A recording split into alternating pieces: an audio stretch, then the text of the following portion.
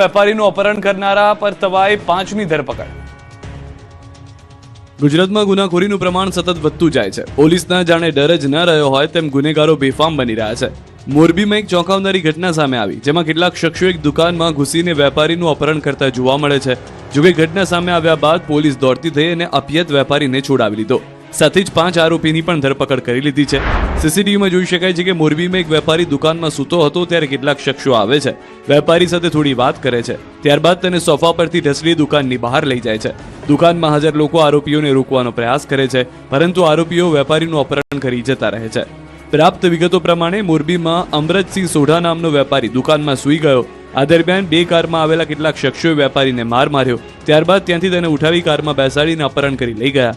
સમગ્ર બાબતની જાણ પોલીસને થતાં પોલીસે નાકાબંધી કરીને અપહરણકારોની ગાડીને ઝડપી પાડી હતી અને વેપારીને તેમની ચુંગાલમાંથી મુક્ત કરાવ્યો હતો. પૈસાની લેતી દેતીમાં સમગ્ર ઘટના બની હોવાનો દાવો છે. હાલ પોલીસે નવગણ ઉર્ફે ખૂટિયો વેલજી સોઢા, પિયુષ હસમુખ લોરિયા, ભગીરથ રતિલાલ થોરિયા, હાર્દિક શ્યામજી થોરિયા, હસમુખ બહાદુર પાટડિયાની ધરપકડ કરી વધુ કાર્યવાહી શરૂ કરી છે. મહેસાણામાં વિદ્યાર્થીને માર મારનાર શિક્ષકની હકાલપટ્ટી, પોલીસ ફરિયાદ નોંધાયા બાદ શાળાની કાર્યવાહી. વિદ્યાર્થીને માર મારનારા મહેસાણાના મોટી દાવ સ્થિત ઉત્કર્ષ વિદ્યાલયના શિક્ષકને આખરે સસ્પેન્ડ કરી દેવાયો. મિત્રો સાથે મસ્તી મજાક કરનાર છાત્રને આરોપી શિક્ષકે સોટીથી માર માર્યો હતો, જેમાં વિદ્યાર્થી ઇજાગ્રસ્ત થયો. વાલીએ શિક્ષક વિરુદ્ધ તાલુકા પોલીસ સ્ટેશનમાં ફરિયાદ નોંધાવી. મહેસાણા શહેરમાં એરોડ્રામ રોડ યશોદાનગરમાં રહેલા વાલીનો પુત્ર રિયાંશ ઉત્કર્ષ વિદ્યાલયમાં ધોરણ 8માં ભણે છે. શુક્રવારે સવારે શાળામાં ટેસ્ટ આપવા ગયો હતો. ટેસ્ટ પૂરી થતાં મિત્રો અંદરોઅંદર વાતચીત કરી રહ્યા હતા ત્યારે શિક્ષકોને ગુસ્સો આવ્યો અને વિદ્યાર્થીને માર માર્યો. અને સમગ્ર બાબતના સીસીટીવી ફૂટેજ પણ સામે આવ્યા. સીસીટીવીમાં શિક્ષકની ક્રૂરતા જોઈ શકાય છે. હવે શાળાએ શિક્ષક વિરુદ્ધ કાર્યવાહી કરી છે અને શાળામાંથી હકાલપટ્ટી કરી છે. શાળાના આચાર્યએ કહ્યું કે વર્ગખંડમાં વિદ્યાર્થીઓને નીલ પટેલે સોટીથી માર માર્યો હતો. વિદ્યાર્થીને માર મારવો એ શિક્ષકની પરિપક્વતા નથી એ સાબિત કરે છે. અમદાવાદ અને ભાવનગરમાં રફતારનો કહેર, સીસીટીવી ફૂટેજ જોવા મળ્યા છે. અમદાવાદમાં ફરી રફતારનો કહેર સામે આવ્યો છે. પૂરપાટ ઝડપે આવતી કાર શ્રમિકના છાપરા સુધી ઘૂસી ગઈ. દુર્ઘટનામાં 5 વર્ષની બાળકી ઇજાગ્રસ્ત થઈ. બાળકીને 8થી વધુ ટાંકા આવ્યા. રફતારના કહેરના સીસીટીવી ફૂટેજ સામે આવ્યા. તેમાં જોઈ શકાય છે કે એક કાર પૂરપાટ ઝડપે આવી રહી છે અને જોતજોતામાં જ શ્રમિકના છાપરામાં ઘૂસી જાય છે. અકસ્માતના કારણે અફરાતફરી મચી ગઈ. રામોલના વંડુ તળાવ પાસેના દ્રશ્યો છે. દાવો છે કે કાર ચાલક નશાની હાલતમાં હતો. અકસ્માતમાં ઇજાગ્રસ્તોનો માંડ જીવ બચ્યો છે. હાલ પોલીસે સમગ્ર મામલે વધુ તપાસ શરૂ કરી છે. જોકે અમદાવાદમાં અવારનવાર નબીરાઓનો રફતારનો નશો નિર્દોષ લોકો માટે મોતનું કારણ બની રહ્યો છે, જેના પર લગામ લગાવવા માંગણી ઉઠી છે.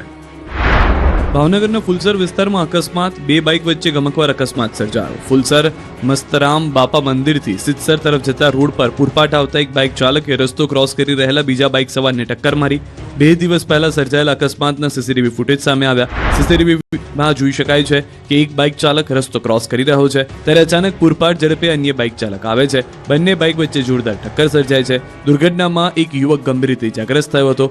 અકસ્માત બાદ લોકોના ટોળા ઉમટી પડ્યા હતા અને ઇજાગ્રસ્ત યુવકને હોસ્પિટલ ખસેડાયો હતો. 4 જિલ્લામાં અકસ્માતોની હારમાળા, ક્યાંક ટ્રિપલ તો ક્યાંક 4 વાહનો અથડાયા. રફતારે ફરી એકવાર લોકોના જીવને જોખમમાં મૂક્યા. ગાંધીનગર, સાબરકાંઠા, કચ્છ અને ભરૂચમાં અકસ્માત સર્જાયો, જેમાં કુલ 3 લોકોના મોત થયા. 3 લોકો જીવન મરણ વચ્ચે ઝોલા ખાઈ રહ્યા છે અને 35થી વધુ લોકો ઇજાગ્રસ્ત થયા છે. ગાંધીનગરમાં અમદાવાદ મહેસાણા હાઈવે પર અકસ્માત સર્જાયો. 4 વાહનો એકબીજા સાથે અથડાયા. ટેમ્પા ચાલકે બ્રેક લગાવતા 4 વ્હીલ સહિત 3 વાહનો ટકરાયા, જેમાં કેટલાક લોકો ઇજાગ્રસ્ત થયા, જ્યારે વાહનોને નુકસાન પહોંચ્યું. બીજી તરફ દુર્ઘટનાના કારણે રસ્તા પર ટ્રાફિક જામની સ્થિતિ સર્જાઈ હતી. બનાવને પગલે તંત્રની ટીમ ઘટના સ્થળે પહોંચી ગઈ અને ટ્રાફિક ક્લિયર કરાવ્યો. જૂનાગઢમાં મગફળી ભરેલી ટ્રક પલટી ગઈ હતી. મગફળીની ગુણીઓનો રસ્તા પર ઢગલો થઈ ગયો હતો. કેશોદ એરપોર્ટ નજીક ટ્રકને અકસ્માત નડ્યો. રોડની સાઈડમાં કટ હોવાથી દુર્ઘટના થઈ હોવાનું અનુમાન છે. સદનસીબે કોઈ જાનહાની થઈ નથી. આ તરફ સાબરકાંઠામાં ઈડર નજીક ટ્રિપલ અકસ્માત સર્જાયો, જેમાં 3 લોકોના મોત થયા. રેવાસ ગામ પાસે ઇકો કાર, રિક્ષા અને બુલેટ વચ્ચે અકસ્માત સર્જાયો, જેમાં રિક્ષામાં સવાર મુસાફરો ગંભીર રીતે ઇજાગ્રસ્ત થયા, જેમનું મોત થયાના અહેવાલ છે. અકસ્માતમાં રિક્ષાનો કચ્ચરઘાણ વળી ગયો. બીજી તરફ ઇકોની એરબેગ ખુલી જતા મુસાફરો ઇજાગ્રસ્ત થયા હતા. કચ્છના રાપરના ત્રંબો રોડ પર પણ ટ્રિપલ અકસ્માત સર્જાયો, જેમાં 10થી વધુ લોકો ઇજાગ્રસ્ત થયા. ઘાયલોને 108 મારફતે સરકારી હોસ્પિટલ મોકલાયા. આ તરફ ભરૂચના ઝઘડિયા જીઆઈડીસીમાં ટેમ્પો પલટી જતા દોડધામ મચી ગઈ. ખાનગી કંપનીના કોન્ટ્રાક્ટરના 25થી વધારે કામદારોને લઈ જતો હતો ત્યારે અકસ્માત સર્જાયો હતો. ચાલકે સ્ટીયરિંગ પરનો કાબુ ગુમાવતા ટેમ્પો પલટી ગયો.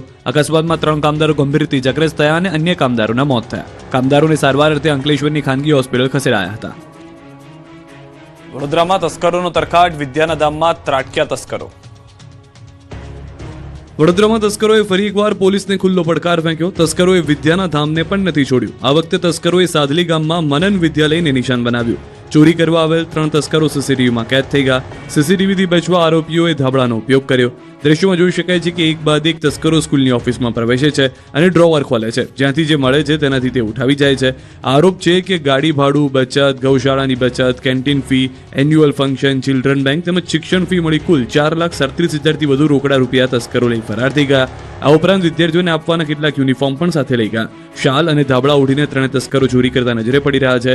હાલ શાળા સંચાલકોએ ચોરીની ફરિયાદ નોંધાવી છે. સીસીટીવીના ફૂટેજના આધારે પોલીસે તપાસ શરૂ કરી છે. મહત્વનું છે કે હાલ ઠંડીના ચમકારા વચ્ચે ચોર ટોળકી સક્રિય બની છે, ત્યારે પોલીસ પેટ્રોલિંગ વધારવાની પણ માંગણી કરી છે. સુરતમાં સફાઈનું કામ કરતા વાહને જ ગંદકી ફેલાવી, વિડીયો વાયરલ. જુઓ આ દ્રશ્યો. આ કચરો ફેલાવતી ગાડી છે કે કચરો સાફ કરતી? સુરતમાં સફાઈ કરતી મનપાની ગાડીએ જ કચરો ફેલાવ્યો. સુરત મહાનગરપાલિકાની કોન્ટ્રાક્ટ પર ચાલતી સફાઈની ગાડીના દ્રશ્યો કોઈએ કેમેરામાં કેદ કર્યા. દ્રશ્યોમાં જોઈ શકાય છે કે સ્વીકાર મશીન કચરો સાફ કરવાને બદલે કચરો ફેંકી રહી છે. સુરતના કતારગામ વિસ્તારમાં આવેલ અંકુર ચોકડી 4 રસ્તા પરના દ્રશ્યો છે. દ્રશ્યો જોઈ શકાય છે કે રસ્તા પર પડેલો કચરો ખેંચવાના બદલે આ ગાડી કચરો ફેલાવી રહી છે અને રસ્તા પર ગંદકી ફેલાવી રહી છે. ત્યારે સવાલ ઉઠ્યા છે કે વાહનના ચાલકે કેમ આટલી બેદરકારી રાખી? શું તેને જાણ ન હતી?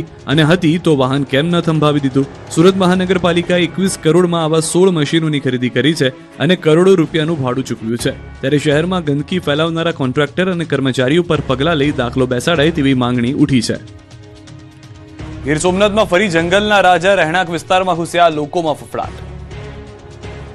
વેરાવળ નજીક ભેટાળી ગામ તરફના રસ્તા પર એક સિંહ પ્રેમીઓને રોમાંચિત કરી મૂકે તેવા દ્રશ્યો જોવા મળ્યા. એક સાથે 5 સિંહણો રસ્તા પર આવી ચડતા વાહન ચાલકોએ વાહનો થંભાવી દીધા. 5 સિંહણો રસ્તા પર એક સાથે લટાર મારતી જોવા મળતા વાહનોના ચાલકો દૂરથી જ આ અદ્ભુત નજારો જોયો હતો. કેટલાક પોતાના કેમેરામાં પણ દ્રશ્યોને કેદ કર્યા. આ વિડીયો હાલ સોશિયલ મીડિયામાં ઝડપથી વાયરલ થઈ રહ્યો છે અને લોકો ગીરની રાણીની આ અનોખી ઝલકને જોઈને આશ્ચર્ય અને આનંદ વ્યક્ત કરી રહ્યા છે.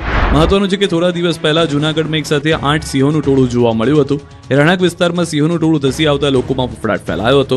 દ્રશ્યો ધરાનગર વિસ્તારના છે, જેથી રાત્રિના સમયે સિંહોનું ટોળું પસાર થતું હતું. શિકારની શોધમાં અવારનવાર સિંહો આવી જતા હોવાનો સ્થાનિકોનો દાવો છે. આ ઉપરાંત થોડા સમય પહેલા રાજીવનગર અને ગ્રોફેડ વિસ્તારમાં પણ સિંહો જોવા મળ્યા હતા. આમ છેલ્લા કેટલાક સમયથી જંગલ વિસ્તારમાંથી સિંહો માનવ વસ્તી તરફ ચઢી આવવાની ઘટનાઓ વધી છે, જેના કારણે સિંહોના હુમલાની પણ ઘટનાઓ વધી છે.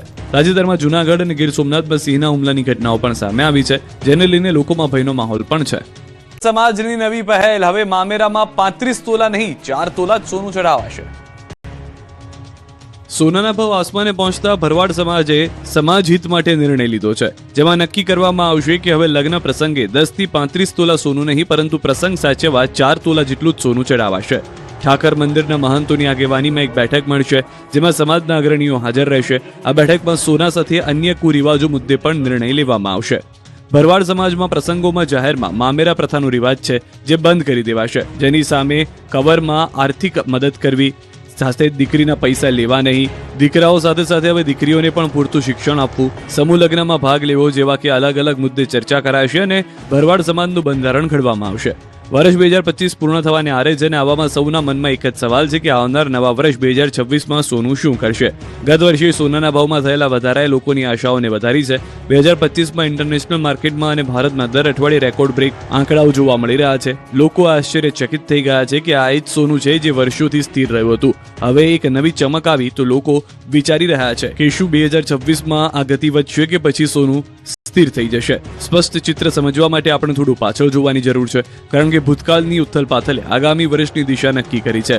કોટક સિક્યોરિટીઝના એક નવા અહેવાલમાં સોનાના ભાવ માટે એક બોલ્ડ આગાહી જાહેર કરવામાં આવી છે. અહેવાલ મુજબ આંતરરાષ્ટ્રીય બજારોમાં સોનાના ભાવ 2026 સુધીમાં પ્રતિ ઓસ $5,000 સુધી પહોંચી શકે છે. ભારતમાં તેની કિંમત પ્રતિ 10 ગ્રામ 1.5 લાખ સુધી પહોંચવાની ધારણા છે. 2025માં તીવ્ર તેજી પછી પણ સોના માટે બજારનો સેન્ટિમેન્ટ મજબૂત છે.